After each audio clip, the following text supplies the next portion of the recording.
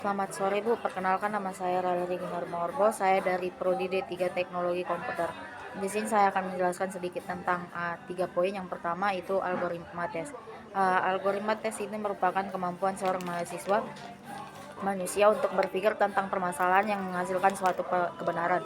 Metode ini digunakan perangkat lunak ini yang melibatkan pengguna algoritma tertentu uh, untuk memastikan bahwa perangkat lunak ini dapat berfungsi dengan semestinya.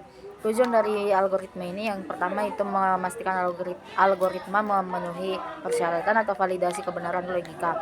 Yang kedua itu mengevaluasi efisiensi waktu dan ruang uji kinerja. Yang ketiga itu uji algoritma dengan skenario beban tinggi dengan menggunakan metode white box testing, yaitu menguji struktur internal kode algoritma.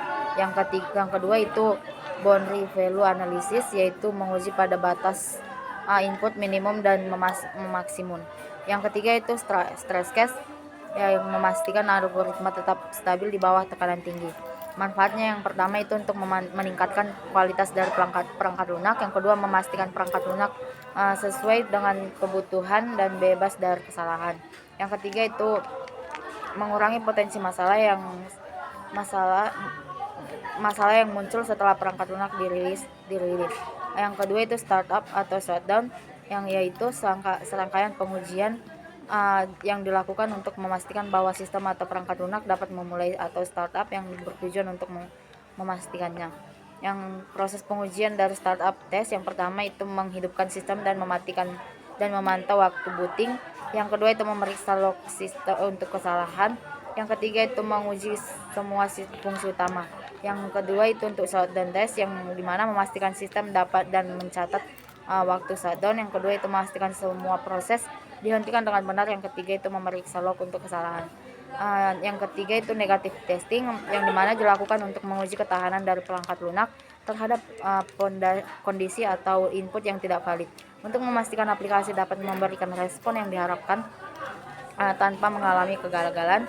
Tujuan dari negative testing ini yaitu untuk memastikan bahwa perangkat lunak dapat menangani input atau kondisi yang tidak valid.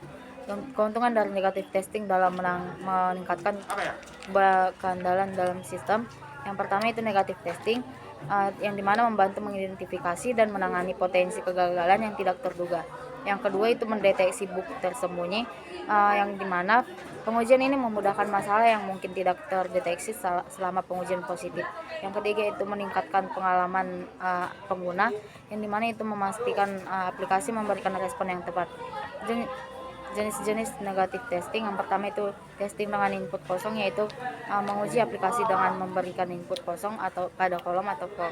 Yang kedua itu pengujian dengan input yang melewati batas, yaitu memasukkan nilai yang lebih besar atau lebih kecil daripada batas yang telah ditentukan. Yang ketiga itu tes dengan karakter tidak valid, yaitu menggunakan karakter yang tidak valid atau tidak diizinkan dalam memasukkan untuk memastikan aplikasi dapat menangani dan menolak input tersebut.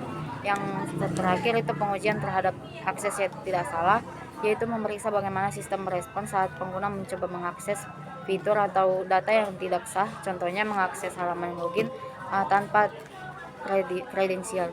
Sekian yang bisa saya sampaikan, terima kasih.